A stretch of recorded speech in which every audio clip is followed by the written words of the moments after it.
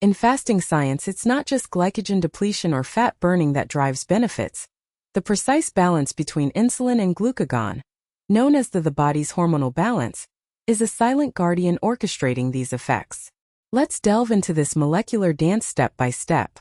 Studies suggest that within 8 to 12 hours of fasting, blood sugar drops to about 100 milligrams per deciliter. This triggers an initial insulin spike followed by glucagon release from the pancreas to counteract hypoglycemia. As glucose levels continue dropping below this threshold, glucagon levels rise significantly. By around 16 to 20 hours into fasting, glucagon surpasses insulin in quantity, reaching a ratio of at least 3 to 1 or more.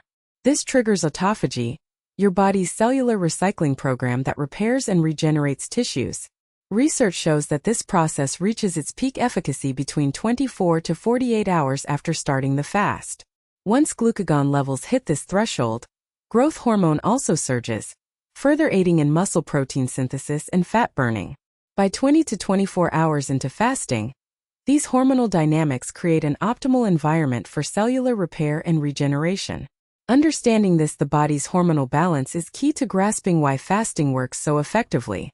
It's not just about depriving the body of calories. It's about creating the right conditions for cellular health and efficiency.